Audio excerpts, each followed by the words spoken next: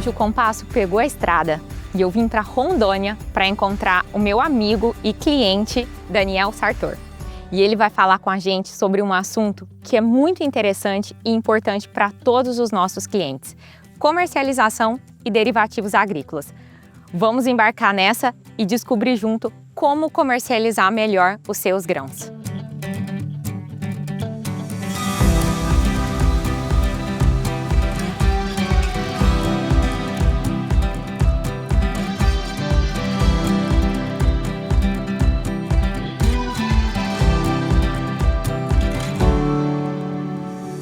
Então, primeiro, muito obrigada por nos receber aqui em Rondônia. Para mim é um simbolismo muito grande escolher você para falar desse tema. É uma alegria estar em Rondônia pela primeira vez. Então, a Cargill e o Compasso agradecem muito a oportunidade da gente gravar esse episódio aqui. Eu que agradeço, Dani, vocês que se deslocaram lá de São Paulo, é longe, uma viagem longe. Veio toda a sua equipe conhecer, você está rodando aí todos os estados do Brasil, praticamente todos os cantos de produção, contando várias histórias, e a gente se sente privilegiado poder contar um pouquinho da nossa história também.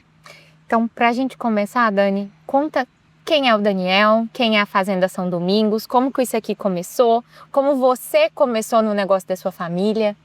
Bem, o Daniel é filho de uma pessoa chamada Maercio Sartor, é um engenheiro agrônomo, formado na Exalc, mas apaixonado por boi, não por grão. Mas lógico que entende de grão, tudo, e nos ajudou. A minha família, eu sou do interior de São Paulo, sou de Botucatu, e meus avós eram pecuaristas, somos muito mais ligados à área da pecuária. Meu pai veio para Rondônia na década de 70, 80, final de 70, 80 anos, para fazer uma fazenda de gado. E o mundo evoluiu, logo mais eu morava em Botucatu, na virada de 2000 para 2000 e começo do novo século. Eu falei, pai, cansei de morar no interior de São Paulo, tem um espaço para mim, resolvi vir para cá. Ele falou, é claro, daí vim para cá. E eu sou um cara que cheguei a fazer faculdade de computação, mecatrônica, nada a ver com... Morou em São Paulo? Morei em São Paulo, capital, nada a ver com o campo. Mas vim, aprendi, gostei, e o desafio meu era transformar isso aqui numa empresa. Eu falava, pai, a gente precisa se organizar, a gente precisa transformar isso aqui numa empresa. E convivi junto com ele aí uns 10 anos, depois ele retornou para São Paulo, a gente mora em São Paulo. E a gente ficou tocando, e a parte da soja ele meio que é minha, a parte do gado é dele, mas a gente administra tudo junto. Então tem muita responsabilidade, porque queira ou não queira é uma empresa da família, se fizer coisas erradas você vai ser cobrado, né? Mas eu lembro que o desafio era organizar como uma empresa. Aí para organizar como uma empresa, primeiro momento bagunçou a empresa, né? Porque... E eu falava para ele, pai, você me cobra daqui 1 ano, não daqui 3 meses. Enquanto eu não conseguir ajeitar, vai bagunçar mais, até achar as pessoas que a gente queria. Eu até brinco que a gente sofreu muito com vaidade, sabe? Funcionário velho, mais antigo, não aceitava a mudança, entendeu? Tinha uma barreira, porque eu sempre falo, aqui eu costumo dizer, a gente é um time. Aqui a gente é um time, não importa, eu sou o cara do boi e não vou ajudar o cara do grão. Não, se precisar vai, e vice-versa. Se aqui for mal, ali também vai mal. Se aqui for bem, aqui vai bem. E a gente tem que conviver com isso aqui como um time. E eu sou o administrador desse time. E não existe essa área não mexo, aquela área não mexo. É todo mundo para fazer dar certo. Porque se der errado aqui, prejudica ali. Então é uma coisa que deve ter na Cargill, essa cultura de time, a gente até enxerga isso. Só que você implantar isso numa fazenda, implantar isso com pessoas mais antigas, no caso meu pai, então teve barreiras, teve desafios, teve... não foi fácil. Então mas a gente teve bastante, foi assim, teve várias... atritos com meu pai mesmo, mais pro lado bom, não, sempre pensando em crescimento. E daí eu fui entendendo que ele tinha razão em algumas coisas, ele foi entendendo que eu tinha razões em outras coisas e graças a Deus está dando certo. O propósito foi cumprido, transformamos isso aqui em uma empresa. É isso aí. Dani, você é uma pessoa, né? Eu trabalhei muito tempo na Caju na área de derivativos agrícolas, por isso nos tornamos amigos e próximos, né? E você é uma pessoa que se dedica muito à parte de comercialização, eu sei que é a sua grande paixão. Como é que foi essa transição para você de dividir o seu tempo? Como você se estrutura hoje em dedicação de tempo para realmente ficar muito mais focado na parte de gestão e na parte de comercialização? Então, como você falou, a palavra gestão, eu acho que ela vem muito certo nessa hora. O que acontece? Eu, lá no meu passado, eu lembro de ver tios meus que tinham outros negócios e eles falavam a importância de saber comprar e a importância de saber vender. Porque esse tio meu até no ramo desse mercado, ele falava, eu tenho que vender mais barato do que o meu concorrente. Então eu tenho que ser eficiente na gestão, eu tenho que ter bons custos fixos e não adianta eu comprar mal, senão também não vou conseguir ter margem. Então ele me ensinou, assim, sem ele perceber, ele não foi me ensinar, eu ouvindo ele, observando ele, eu vi o tanto que era importante saber comprar e o tanto que era importante saber vender. Então, eu até brinco, a hora que você está comprando é a hora que você está na mesa que todo mundo quer te vender. E a gente trabalha com produtos agrícolas, geralmente eu não ligo e falo, eu quero esse preço. Eu ligo e falo, quanto você paga? Você já analisou nessa energia? Quanto você está pagando na minha soja? Quanto você está pagando na arroba de boi? Quanto você está pagando no saco de café? Entendeu? Então, às vezes, aquele que você está pagando não cobre o meu custo, a minha margem, entendeu? Então, todo mundo trabalha para ter lucro, senão o negócio não se sustenta. Então, eu vi que o quanto que era importante eu saber que existia momentos de comercializar na hora certa. Então, hoje muita gente me pergunta, qual a hora que você vende, qual a hora que você compra? Não sei, é a hora que a minha conta fecha, é a hora que eu vejo que você tem que estar com os custos bem, saber os seus custos, conhecer os seus custos, conhecer aonde você quer ter a margem para garantir. Tem um amigo meu que fala que quem tem pouco lucro não quebra, entendeu? Então o que acontece? É melhor eu ter um pouco lucro, mas ter lucro do que ficar à mercê do mercado. Você vê, uma guerra agora, o mercado vira uma loucura para um lado, para o outro. Então, entender o seu custo, entender a sua margem, entender a hora que você pode comercializar. E o desafio, aquele aprendizado com meu tio me ensinou que você tem que saber comprar e você tem que saber vender. Produzir é obrigação. Eu costumo dizer que a gente tem 4 pilares aqui na agricultura, que são saber comprar bem, saber vender bem, ter a obrigação de produzir, né? Porque se a gente não produzir, então... E a gente tem o outro que a gente não domina, que é o clima. No nosso caso aqui, em Rondônia, diferente de muitos lugares do Brasil, a gente sofre por excesso de chuva. A gente tem muita chuva na colheita, a gente fica sempre pensando, será que eu vou conseguir escolher a soja? Cada um seu desafio na sua região. O clima eu não consigo dominar, mas os outros 3 eu tenho que dominar. Então hoje a gente vê muito produtor fazendo muito bem dentro da porteira, estão todos de parabéns, e vê muito produtor não vendendo bem o seu grão. Entendeu? Então isso aí, lembrando da história lá do meu tio, aquilo lá foi um aprendizado para mim. Então ele tem que ter uma gestão de operação, no caso do mercado dele, eficiente, bons custos, mas ele tinha que comprar bem e ele tinha que vender bem. Então isso aí foi uma coisa que despertou em mim. E eu lembro quando eu comecei a mexer com soja, a gente está com 10, 12 anos de produção aqui, e eu lembro como eu estudei computação, gosto dessa parte aí, então eu via muito gráfico, eu vejo tudo, e eu lembro que quando a soja chegou lá em 2014, às vezes eu errar a data aqui, mas lembro ela foi lá no 15, 16, eu falava, eu preciso vender soja porque 2, 3 anos, porque essa soja vai cair. e não sabia como fazer, tudo, eu só queria, mas não... Como grande parte dos produtores, né? Lá atrás que não conheciam exatamente como funcionava a precificação. Isso, daí o que aconteceu? Já entrando desse lado da precificação. Primeiro a gente organizou a fazenda, depois a gente organizou a produção, entendeu? Sofremos ainda com o clima que a gente não domina, mas hoje a gente investe muito em solo. Aí você vê um milho plantado com braquiária, pensando no solo, pensando em fazer palhada para a próxima colheita, próximo plantio, né? E como comprar bem, como vender bem. Todo mundo pergunta para mim, quando que você faz as suas compras? Eu não sei quando eu faço as minhas compras. Pode ser que seja hoje. Eu falo que eu estou pronto para fechar pedido a qualquer momento. É quando a minha conta fecha. Você está disponível para a sua gestão e para a sua comercialização o tempo inteiro. Isso. Então, por exemplo, as minhas grandes compras não foram no momento que eu imaginava que seria. Foi no momento que, de repente, o cara me falou, peraí, deixa eu dar mais uma olhada aqui, se eu travar a frente lá, fizer isso, tá fechado, entendeu? Então, eu vejo um mercado que saiu numa soja de 3 anos atrás, $16 o bucho, vindo beirar lá os 10,5, podendo vir até mais para baixo.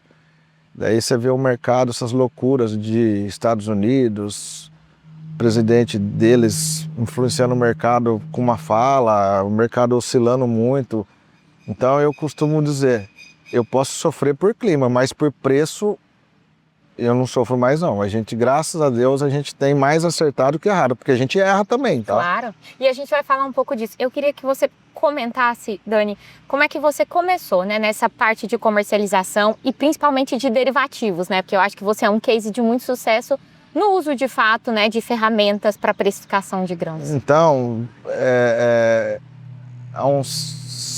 quando a soja estava $8 o bucho, acho que faz uns 4, 5 safras atrás, antes da subida, acho que 2020, 2021, não lembro a exata data, eu falava, meu, isso aqui está no fundo do poço. Eu comecei a estudar o mercado, né? Os estoques, a produção não está estimulada, então vai ter menos área, a demanda está aumentando, tipo, tem tendência para subir o preço. Uhum. Então daí eu comecei a ver internet, livro, tudo, fazer uma call. Que naquela época não tinha muito material para estudar sobre esse assunto. Não tinha nada, não existia. Eu fui atrás eu queria fazer uma call.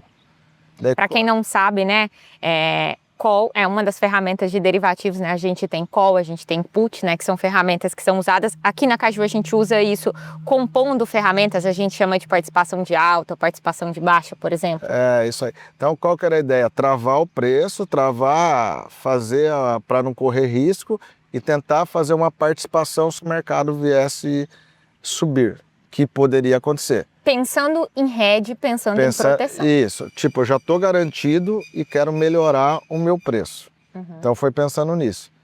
E daí eu fui atrás de livro. Daí você achava um livro, ele falava de fazer uma operação da Petrobras. Uhum. Porque, pouquíssimo focado aqui no agro. No agro não tinha nada. Porque se você for procurar esse material, só existe para ações, não existe para o agro. Hoje é que a gente, de fato, tem muito mais material, né? Isso. E ao contrário do que muita gente pensa, a Bolsa de Valores, que hoje eu estudei, né, ela nasceu para o agro, não nasceu para ações.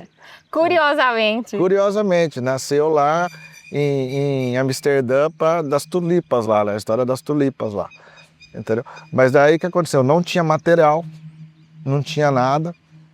E eu comecei a pegar livros também de uma maneira difícil, sabe? Não tinha vídeo do YouTube, não tinha nada. Daí o que aconteceu? Nisso apareceu uma empresa que falou para mim, eu faço isso, uma corretora. Que não era nada especialista no assunto. Não é do agronegócio, uma corretora famosa que não é do agro, ela é famosa com ações. Uhum. Daí a gente fez uma operação até grande, porque eu acreditava tanto que a gente estava certo, E a gente fez e estava dando mais certo, mas estava dando muito mais porque eu sabia a tendência, não porque eu estava fazendo um movimento certo. Eu tava assim, na tendência certa, mas jogando as pedras, vamos dizer assim, colocando as pedras de uma maneira não como eu faria hoje. E daí passamos o famoso calor, estamos ganhando muito, estamos perdendo muito, vou perder todo o investimento e tal. Até que daí eu falei, eu preciso aprender, preciso ajudar alguém que me ensina. Daí conheci uma outra empresa que tinha uma escola que me ajudou muito. E daí a gente foi indo, daí entrou a Cargill. A Cargill, nosso amigo Alexandre Campana, ele faz muita parte dessa história minha, que a gente faz. Daí até ele falava, eu também preciso aprender. A gente brinca, a gente precisa aprender junto, porque até para os comerciais também era muita novidade, né? Eu acho que a história dos derivativos no agro é uma coisa muito recente, de fato, né? Todo mundo no campo foi, de fato, aprendendo ali na prática. E isso é muito importante, né? Eu acho que a gente tem essa tarefa de conscientizar, entender, começar aos poucos, né, Dani? Isso. Daí o que aconteceu? Eu falava para ele, vamos fazer o seguinte, vamos fazer, qual que é o mínimo para fazer? O mínimo. O mínimo é um contrato de X toneladas. Então vamos fazer. Daí a gente pegava aquele contrato e falava assim, por que que a gente ganhou? Ou por que que a gente perdeu? A gente tentava entender os acertos, então era uma escola, entender os erros, você entendeu? Então até, se eu puder dar um conselho para todo mundo, não tenha medo de fazer, vai lá e faz um contrato. Se deu certo, tenta entender por que deu certo, se deu errado, tenta entender por que deu errado. Se deu errado, é uma escola que você fez, que você pagou para fazer a escola. Entendeu? Então... E muito pensando que não é uma especulação, né? Não. É uma proteção. Eu até, por exemplo, falando em especulação, quando você vai falar com algum produtor, que você tem que travar na bolsa de valores ou numa trade e tal, o cara fala, eu não gosto de especular, bolsa para especulador, é a coisa que você mais ouve de produtor. Só que se o cara pensar, quando eu planto esse milho e eu não vendi, eu estou numa posição comprada. Se eu não travei nada, eu estou especulando. Exatamente, né? Você plantou, a gente fala, né, que você está long ali. Isso, né? Eu não sei por quanto que eu vou vender esse milho, eu já sei quanto que eu vou gastar para pagar a produção do milho, mas por quanto que eu vou vender, se baixar, eu estou diminuindo o meu lucro. Se subir, vou ganhar mais. Então, na verdade, eu estou especulando. Sim. Agora, quando eu falo assim, não, eu já gastei X sacos para pagar o adubo, eu já vendi aquela parte para pagar o adubo, e daí eu fiz o hedge. Daí eu não estou especulando. Então, daí até quando eu consigo ter um papo desse com um produtor, que esses produtores ainda eles não gostam, que eles acham que eu estou especulando, né? Não é um assunto tão fácil para o produtor, não é. né? Como você bem colocou, ele sempre fez o trabalho bem dentro da fazenda, né? A gente está desenvolvendo essa parte agora. Então, assim, na verdade, eu não estou especulando e ele está especulando, porque lembrando na história da bolsa lá, a bolsa nasceu lá em Amsterdã, lá em 1890, alguma coisa, antes de 1900, se eu não me engano, tá? Não tenho certeza, mas faz muito tempo. Porque as pessoas plantavam tulipa, chegava na hora de tulipa, muita gente plantou, não valia nada. Daí no outro ano ninguém plantava, não tinha, até que chegou alguém e falou, se você plantar eu garanto um preço X. Se você garantir um preço X, eu planto. Então, isso criou a bolsa. É mais ou menos a história que eu aprendi. Se não for essa, vocês me desculpem, mas é a história que me ensinaram. A gente vai colocar a história aqui no rodapé do vídeo. Entendeu? Então, a bolsa nasceu para garantir que os produtos agrícolas valessem o preço lá na frente. Então, nisso, estimulava a ter o produto, porque tinha ano que não tinha o produto e tinha ano que tinha muito e não valia nada. Então, na verdade, dá segurança, fazer o hedge, entendeu? Então, voltando lá, eu fiz aquela operação, no final quase deu tudo errado, se saímos meio sem perder o investimento, mas a gente viu que precisava aprender mais, a gente viu que precisava estudar mais, e daí fui atrás, Passei por várias empresas de comercialização, tentando aprender, até que eu achei uma que me ajudou muito, me ensinou muito, foi uma escola. Eu estou com eles, já vai fazer 4, 5 anos, e a gente veio aprendendo. A Cargill me ajudando muito, com o Alexandre, e daí erros. Vamos falar erro, porque falar que nunca teve erros. Então, antes do Covid lá, a gente começou a fazer operação de dólar. O famoso dólar. Ai. Cuidado, é bom, mas cuidado. Então, a gente tomou uma posição de dólar e, de repente, veio o Covid. E assim, o negócio estava tão empolgante que você começa a fazer, às vezes, um tamanho maior. Então, a gente fez, veio o Covid e o dólar explodiu. Isso também é lição, né? Porque às vezes está tão nítido que eu vou ganhar e aí eu já fiz ali para cobrir o que eu precisava, eu já fiz ali a minha proteção, mas eu quero especular um pouco mais. Aí mora um perigo, né? No meu caso, o meu erro foi o seguinte: a minha operação vencia 30/3 e eu realizei o dinheiro da soja em fevereiro. E aí ficou exposto. Daí fiquei exposto. E daí, de repente, veio o Covid no meio. E no que veio o Covid no meio, eu já não estava mais redeado. O meu dólar eu já tinha transformado em reais. Na hora que eu fui pagar a conta... E a gente já tinha feito para mais anos na frente. Só que o que aconteceu? Aquilo ali foi uma lição, que a gente não pode cruzar moeda, foi uma lição que a gente não pode ficar exposto, foi um aprendizado. E tem muito produtor que fica exposto, né? Às vezes negocia, por exemplo, a soja em reais, mas comprou o fertilizante em dólar, né? Isso. Então, a gente teve erros, entendeu? A gente já chegou a fazer uma operação de milho na bolsa e se empolgar no tamanho e também dar errado. Agora sim, toda vez que a gente errou, onde a gente errou? E agora, graças a Deus, nos últimos 3 anos a gente tem errado bem pouquinho. Então eu até costumo, faz 2, 3 anos aí que por preço eu não sofro. Eu sofro se vai chover ou se não vai chover. Se vai produzir ou não vai produzir, mas por preço aí esse ano a gente acertou bem na comercialização. A Cargill nos dá a ferramenta de fazer o prêmio, fazer o dólar. Trabalhar componentes, participação de alta, participação de baixa, sempre tomando cuidado para não ficar exposto, entendeu? E eu costumo dizer, a gente ainda vai errar, porque igual a gente está gravando aqui em março de 26, está tendo uma guerra aí, o mercado, entendeu? Só que o que acontece? Eu não quero ficar pelo imponderável, por uma coisa improvável, entendeu? Então, mesmo com essa loucura de mercado, a gente está bem acima do mercado, para você ver, entendeu? E não sofremos.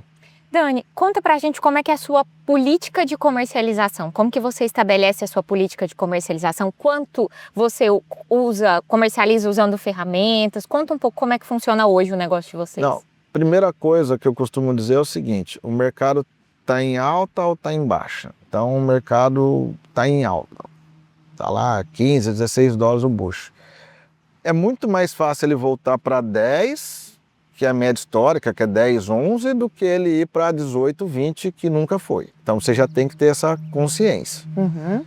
Segunda coisa que eu costumo dizer, eu sempre faço analogia com alguma coisa, tá? Eu costumo dizer, é um campeonato de Fórmula 1. Todo ano é uma nova regra, todo ano é um novo equipamento, um novo tudo. E eu tenho que puxar que cenário de um ano para o outro. Quais são os estoques? Como que está o nível de tendência de produção para mim começar a tomar as regras? Então, por exemplo, estamos com os estoques baixos.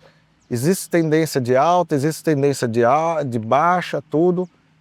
Já tem que estar na cabeça, ó, não tem muita tendência de alta, então vou procurar sair travado, vou procurar sair com o meu custo, ou vou fazer ou um barter, ou eu compro um adubo da Cargill e já travo a soja na outra ponta. Ah, mas eu acho que vai subir, compro uma participação de alta. Você trava o preço e se acha que vai subir, coloca uma participação de alta. E se acha que vai descer para melhorar o preço, põe uma participação de baixa. Até porque você colocou muito bem, né? Você acha, você não tem certeza, justamente, né? Ninguém tem certeza. Né? Ninguém sabe. Então, mas para melhorar o preço, eu costumo dizer o seguinte, eu já vendi soja e comprei participação de baixa.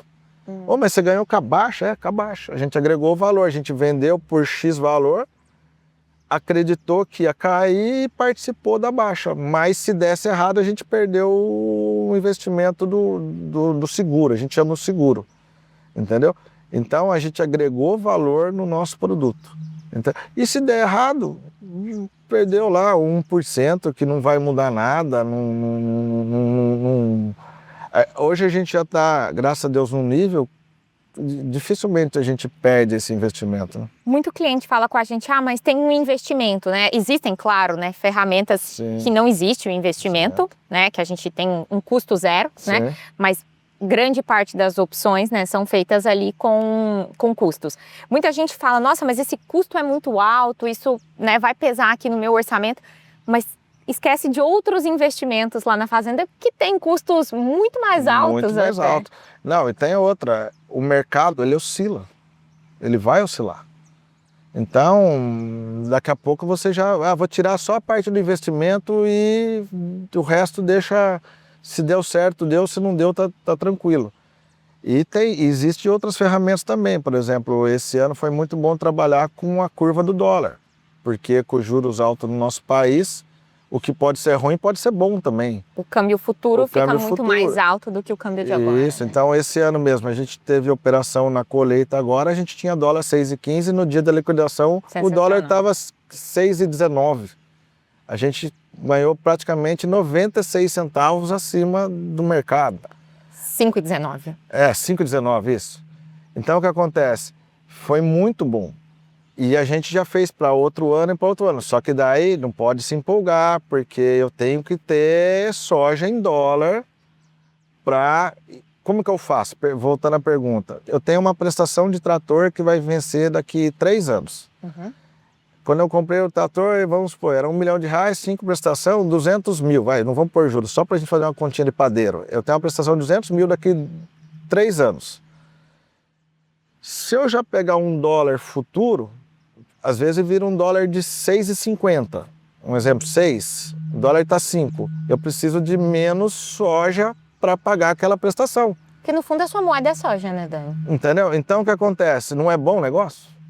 Eu estou usando menos soja para pagar a conta. Entendeu? Então, daí o cara fala, mas se o dólar tiver 7, 8, não tem problema, eu paguei uma conta que já está travada. E a ambição, ela é muito inimiga da comercialização, né? Eu acho que esse é um ponto muito crítico. Então a gente aprendeu a trabalhar com a ferramenta de dólar, com os NDF, o famoso NDF, e esses anos de juros altos a gente tomou muita posição futura, lógico que num volume dentro, a gente trabalha com café também, que também é dolarizado aqui na fazenda. Porque não adianta, vai que o dólar explode mesmo e eu não tenho produto para cobrir a posição. E sempre é um X, né? Eu sempre falo, eu gosto de cobrir posições que são custos em reais futuros e, se possível, que eu já tenho o quanto eu gastei, mas que é uma prestação de máquina, que é uma prestação do silo, que é um investimento que eu fiz, entendeu? E até uma coisa que a gente comentou lá de uma máquina. O produtor tem que fazer a conta em saco de soja. Em a sua moeda. Em sua moeda. Então, por exemplo, em 22, muito produtor comprou máquinas, e as máquinas estavam nos maiores preços aí da história. E soja também. Então, naquele momento, eu até fiz uma continha aqui para a Dani aqui de padeiro aqui. Vamos fazer ela, né, Dani? Vamos.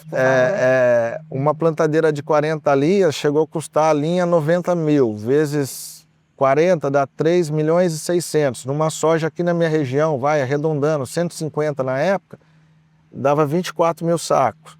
Hoje essa mesma plantadeira voltou para 50 mil, numa soja de 105, 100 reais, fazer uma conta de padeiro, 19 mil sacos mais ou menos. Eu preciso de menos soja para pagar. Será que agora, na hora de comprar plantadeira, ou era naquela hora que todo mundo estava comprando, estava empolgado? Uma outra coisa, a soja voltou, para 100, 105. Eu preciso de muito mais soja. 3 milhões e 600, eu preciso de muito mais soja para pagar ela hoje. E o contrário é verdadeiro. Se o mercado vier subir no futuro, eu preciso de muito menos soja para pagar a máquina. Então é uma coisa que eu falo, gente, quando você compra a máquina, quando ela está dentro daquele X saco que eu acho que a máquina vale na minha região. Então, eu sou comprador de máquina quando ela está dentro da conta dos sacos, não da conta de, a soja está valorizado.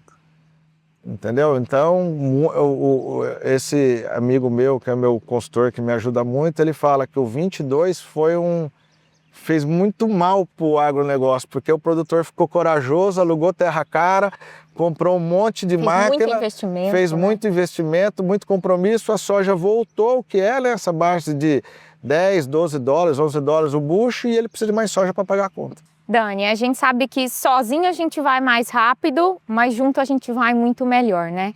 Você comentou de muitas pessoas que contribuíram aqui, né, com o seu processo de aprendizado, né? Empresas, né, que te ajudaram, a própria Cargill, mas eu sei que também dentro do grupo você tem pessoas que te fortalecem muito, né?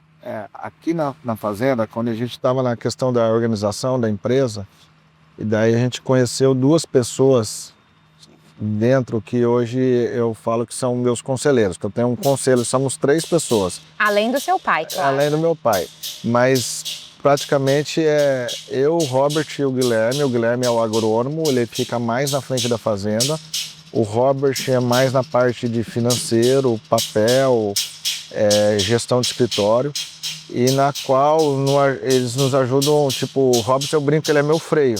Eu ia falar isso. Porque, tipo, no derivativo, às vezes você, eu vou... Então vamos fazer isso porque a gente vai dar muito certo, só que pode dar errado, pode ter o improvável.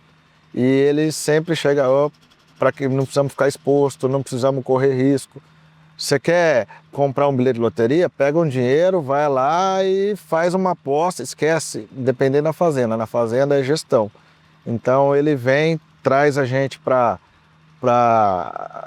o negócio e fala, não, estrategicamente essa é a posição que a gente tem. Porque se por acaso vier uma Covid, que é uma coisa improvável, vier uma guerra, que é uma coisa improvável, e a gente está todas as fichas ali, o que é um bom negócio passa a ser um mau negócio. Por isso é tão importante a diversificação também. Isso.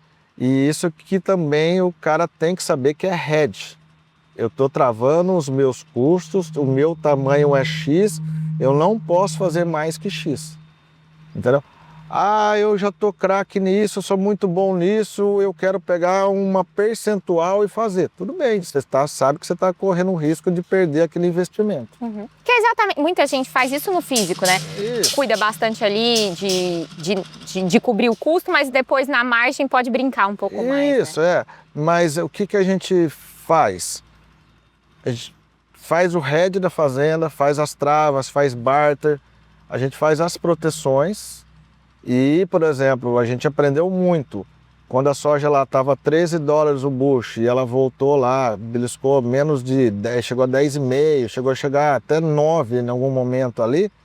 Eu lembro que eu peguei uma porcentagem numa conta separado e falei, esse aqui eu vou fazer um investimento que se eu vier perder, não vai afetar nada, do tamanho que também não mudava. E foi muito legal, foi gostoso, dá para fazer isso, mas a gente procura não misturar, entendeu? Não misturar. E Dani, não existe uma política, um percentual, uma coisa engessada, né? Como você faz esse blend de físico e derivativos? Não, por exemplo, começa na comercialização. Tem gente que fala, faz 5%, vende agora 5%, vende 10%, vende... Eu acho que não existe isso. Não, eu comprei um adubo, vamos travar o adubo? Vamos travar o adubo, preciso de X saco. Vou lá na Trade e na Cargill e vendo X saco para pagar aquela conta. O adubo é em dólar, deixa em dólar. Adubo é em reais, já trava em reais. Mas a soja pode subir. Vamos comprar uma participação de alta? Vamos comprar uma participação de alta. A soja pode cair. Vamos comprar uma participação de baixa? Vamos comprar uma participação de baixa. Então, o percentual é mais ou menos em cima das operações que a gente vai travando. Por exemplo, eu vendo milho, se eu acho que o milho vai subir e eu quero ganhar mais, eu vou lá e compro uma participação de alta no milho na B3, por exemplo. Perfeito. Entendeu? Ah, eu acho que vai vir muito milho, o cenário é gigantesco, o milho vai cair, eu compro uma participação de baixo. Então, a porcentagem é mais ou menos em cima daquilo que a gente vai. Até a Cargill oferece isso bem em cima do volume que está comercializado. Claro. Ela não deixa eu fazer mais do que não está.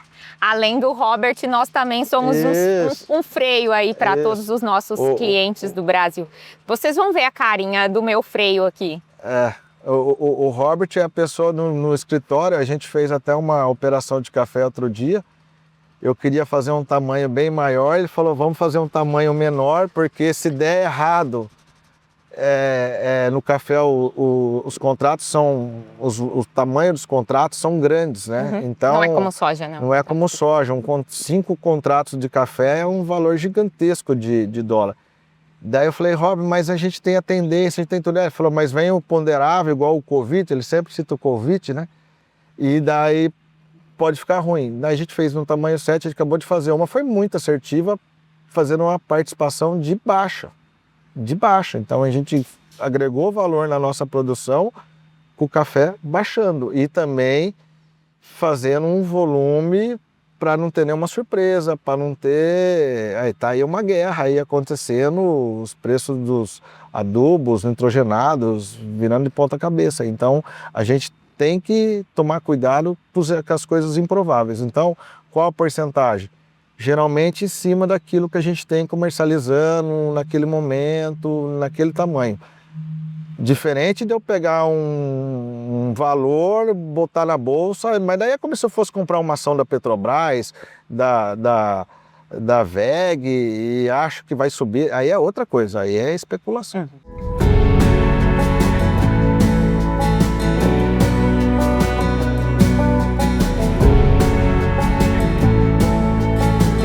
Para que essa conversa fique ainda mais rica, claro, né, que a gente precisava estender para toda a equipe da Cargill, né? Então, eu tenho aqui especialistas para incrementar a nossa conversa de agora, né? Então, vou começar aqui com o DJ. DJ, tem muita gente, né, que está assistindo a gente que nunca fez uma ferramenta, que nunca usou um derivativos. Que dica você daria, né, para o produtor que vai começar a utilizar um derivativo? Bom, Dani, até do nosso lado, assim, que a gente geralmente passa para os clientes, né? Primeiro, procurar, né, se especializar e quando trazer as opções para a gente, começar com lotes pequenos. Às vezes o produtor lá tem o receio de, às vezes, entrar com um volume muito grande e, às vezes, não saber a dinâmica da ferramenta, não entender a ferramenta e, às vezes, lá no final, entregar um resultado que, às vezes, ele não gostou e, às vezes, aquele investimento ou aquele seguro que ele pagou, ele sentir muito no bolso. Então, o que a gente indica, né, para esses produtores que vão começar a mexer com os derivativos? Começar com lotes pequenos, fraciona. Pega lá, planta X hectares, eu vou produzir X quantidade de soja, pega ali 5 a 10% no máximo, que é o que a gente indica que o produtor tenha de derivativos. Claro, depois quando acostuma com as operações, você pode avançar, como a gente tem casos. Com certeza. Então, assim, começa com a fração. Entenda a ferramenta, entenda o momento, os fundamentos que o mercado vai trazer para você poder entrar em alguma operação e a partir dali você vai avançando, entendendo. Começa pelas operações talvez mais simples, participações na alta, na baixa, e quando você for se acostumando com aquele mercado, você vai avançando, vai incrementando. E assim, conforme for avançando, você um exemplo, você vai tendo alguns resultados positivos, você vai se acostumando e daqui a pouco começa a encaixar essas operações num barter, que a gente consegue, tem algumas operações que a gente consegue valorizar 10, 15, 20 centos melhor do que a tela e aquilo numa relação de troca, num barter por adubo, faz toda a diferença. Faz toda a diferença, você acaba ali ganhando 0,4, 0,5 sacos e isso, a gente pode parecer pouco, 0,4, 0,5, mas quando você coloca na totalidade da área do produtor, representa muito. Que no fundo, né, DJ, o produtor vai precisar usar muito menos milho ou muito menos soja que a moeda dele, né? Com certeza, e é o que a gente leva para o produtor, né? O produtor ele tem que ter que hoje o dinheiro dele é o grão, é o que ele precisa utilizar para poder pagar as contas. Então, quando a gente leva isso quando a gente apresenta alguma operação que ele vai ter um ganho melhor no preço da soja em dólar ou reais, naquela relação de troca, então assim, a gente leva para o cara que ele está levando realmente, vai pagar aquela dívida com menos soja, com menos milho, e que no final faz toda a diferença para ele quando ele vai olhar lá na frente, quando ele produziu, o que ele pagou, que realmente a operação entregou o que ele esperava, né? Nelson, você que já passou aí, né, por muitas regiões, está há bastante tempo na Cargill, como que você vê, né, a mudança do produtor com relação ao uso das ferramentas? Como é que foi essa evolução ao longo do tempo, as diferenças entre as regiões também? Eu acho que eu tive o prazer de já estar na Cargill quando começou essa operação de derivativos, né? Acho que para quem é mais antigo vai lembrar do Cargill Garantia Plus e era só uma ferramenta que a gente tinha, né? E aí, naquele momento a gente estava levando para o mercado, mostrando uma solução diferente dele comercializar, dele se proteger. Hoje a gente tem mais de 30. Essa era a principal mensagem, se proteger, né, do mercado, né? E com o tempo foi passando, tive a oportunidade de passar por algumas regionais e todo tipo, perfil de clientes, né? Mais ousados, mais conservadores, a gente sempre com esse DNA de sempre tentar levar uma solução, um serviço diferente para o cliente, né? E hoje, assim, para mim isso inverteu muito, porque hoje a gente não tem muita preocupação de levar a solução. A gente vai atender a necessidade do cliente. Vem dele, né? O João sabe disso, quantas ferramentas a gente aperfeiçoou naquilo que o produtor trouxe para a gente. E aí quando você olha hoje a Cargill, a maior parte hoje das nossas negociações, a grande parte delas tem alguma ferramenta CRM, protegendo ou tentando capturar algum ganho de mercado, né? Ou atender especificamente uma necessidade para o negócio do cliente. Eu até adicionaria, complementando as duas falas, fazendo o link delas, né? Que seria justamente essa, para um cara que está começando, na verdade, a entender a necessidade dele. Que eu acho que é o diferencial de um negócio. Muitas vezes a gente leva uma ideia, porque o comercial traz toda a conversa que ele teve com o produtor, né? Ele leva alguma ideia base, o que ele entendeu na necessidade, mas às vezes a gente pode entender errado também, né? Então, às vezes é o produtor saber onde é que está o risco, como o próprio nome fala, é gerenciamento de risco. Então, onde ele está enxergando que ele tem mais risco, como o Daniel pontuou lá no começo, o cara que não vendeu nada, sim, está especulando, sim, tem um risco muito grande e talvez não tenha a mesma tranquilidade de preço que ele comentou, que ele não sofreu nos últimos 3 anos com isso, mas... Então é casar volumes pequenos, para um cara que já está indo para um nível mais avançado, vamos assim dizer, às vezes buscar diferentes times de mercado, né, diferentes oportunidades, porque muitas vezes a gente olha e fala, o mercado tem uma tendência mais altista, uma tendência mais baixista, faz uma operação e... Às vezes gera aquele desconforto de falar, putz, eu errei, quero inverter a mão, né? Quero mudar meu direcional. E às vezes fica aquela situação chata de falar, eu errei, e aí pega amor na posição, né? Mas o mercado muda, o mercado é dinâmico, então entrar em diferentes momentos, ir avaliando, ir revisitando e, de certa forma, estressando a situação que te levou a fazer aquilo é muito importante também, pensando no gerenciamento de risco. E isso acontece, inclusive, né, Nelson, quando o produtor não usa derivativos. Às vezes ele também arrepende de um contrato que ele fez lá atrás, né? E o Dani trouxe isso muito bem, né? Se você tem ali uma margem, por menor que ela seja, né? Ele usou uma frase muito legal ali de quem tem lucro pequeno não quebra, né? Então, se isso fez sentido lá atrás, não é porque isso está muito melhor agora que aquele outro negócio não foi bom, né? Exato. Dá a opção de você reprecificar, né? Além disso, né? O primeiro lema que a gente tinha na primeira ferramenta, continuar vivo no mercado. E acho que essa mensagem vem até hoje para quem trabalha com derivativos, né? Eu posso acertar um posicionamento, eu posso direcionar ele para uma outra ferramenta, né? Tendo um contrato ou não tentando capturar uma ganha, ou uma baixa, ou um componente específico.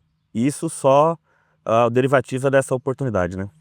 João, muita gente que está assistindo a gente, que nunca fez também, deve estar pensando assim, poxa, mas isso é bolsa, isso é ação, eu não quero, não conheço.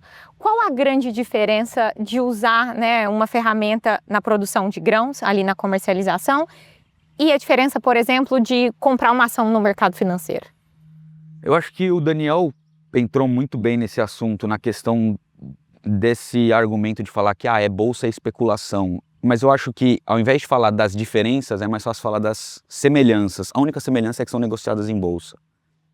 Quando a gente pensa em comprar uma ação não tem uma data de validade, não tem um prazo definido que a operação está valendo, né? Não é um hedge de nada, né? Exato, ela não é um hedge. Quando você compra uma ação, sim, você está especulando porque você acha que aquela empresa vai entregar bons resultados ou porque você quer os dividendos que aquela empresa paga periodicamente.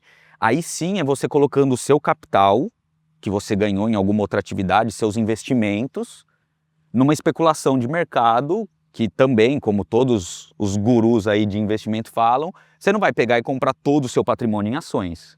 Você vai comprar uma fração, 10, 20, 30, quem é mais seguro, que está mais introduzido nesse mercado, compra 50%, mas mesmo quem mexe muito com ações sempre tem uma reserva de emergência, numa renda fixa, em alguma coisa mais segura, né? Então, falando das diferenças, um contrato futuro, quando você entra em uma operação em derivativos, quando você entra numa operação de hedge, que apesar da palavra ser bonita em inglês, nada mais é do que um seguro, a gente está pensando numa operação que tem um prazo de validade, porque você vai entregar esse produto numa determinada data futura, então aquela operação expira.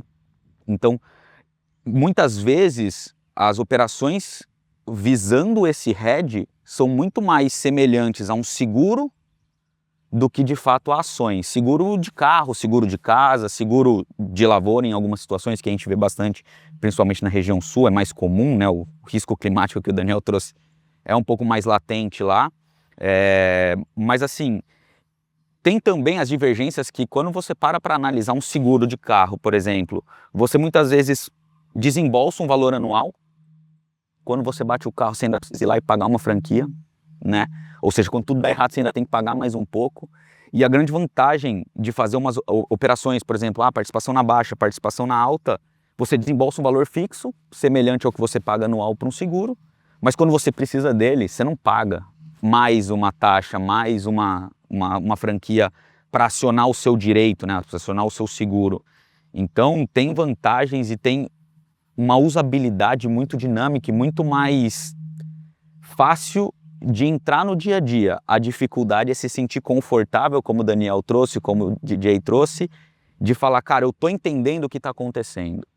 Eu tenho meu preço mínimo garantido, eu investi ali mais 3, 4, 5, sei lá quantos reais a saca daria, dependendo muito do prazo da operação. Mas muitas vezes a gente olha seguro, né, fazendo de novo o link, seguro de carro. Carro é um passivo, nunca te gera lucro, mas a gente se sente muito confortável em fazer seguro porque a gente entende como a segurança.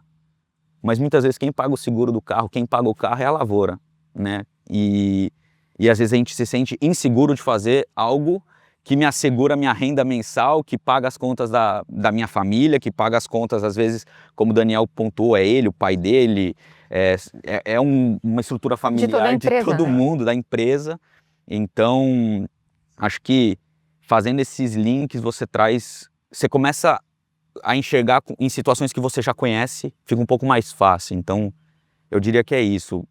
É bem diferente do mercado de ações, apesar de que, na minha opinião, uma das únicas semelhanças é que eles são negociados no mesmo ambiente, no mesmo nível de rigor, né, de padronização. Você tem um contrato que diz respeito a X toneladas de soja, que nem você tem um contrato que diz respeito a X ações daquela empresa, mas tirando esse ambiente comum, eles são bem divergentes.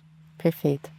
Muito obrigada. Tenho certeza que essa conversa vai deixar todo mundo muito mais inspirado para começar os negócios utilizando ferramentas de participação, né, os derivativos.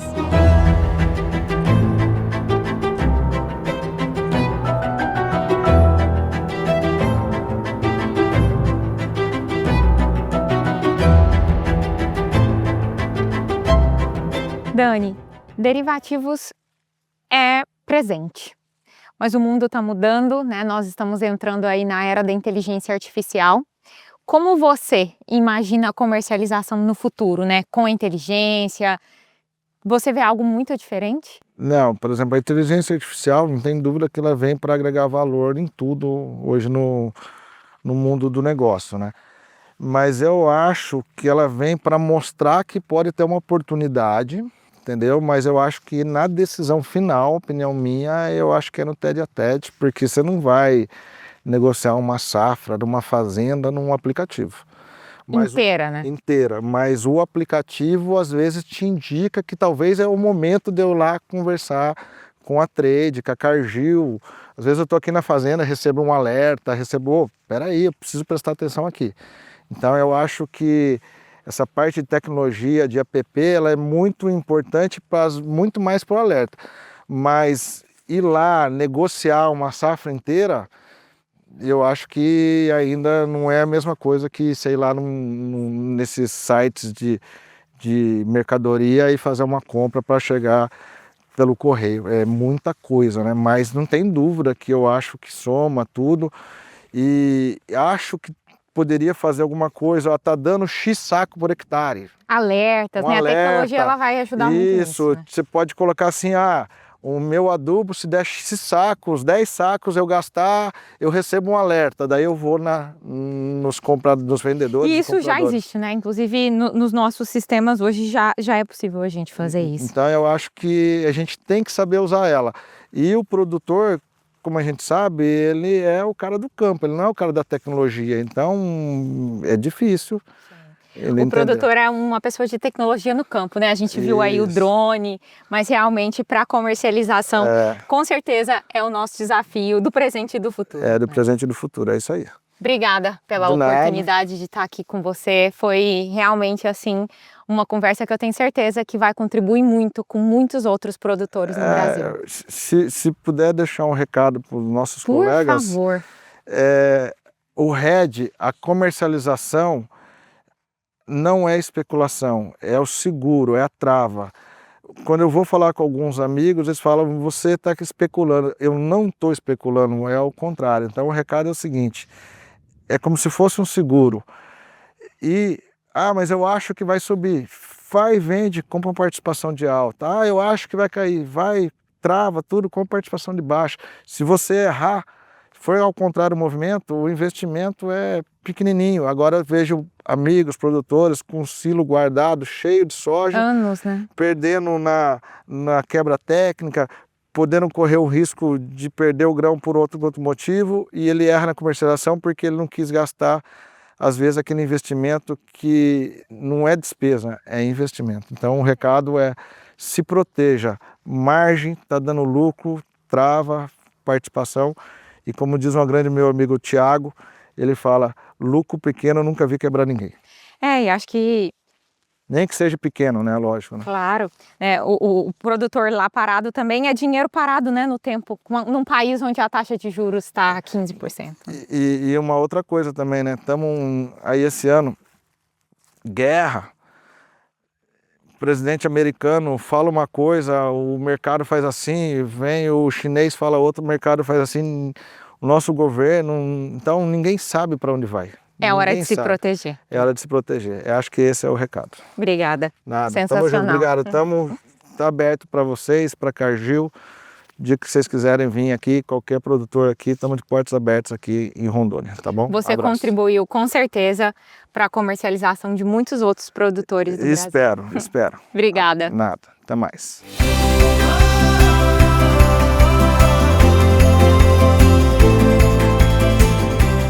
Se sentiu desafiado? Nós também. E trabalhar com comercialização, com derivativos agrícolas, é isso. Mas no fundo, esses são instrumentos de proteção. E é por aí que todos nós precisamos refletir.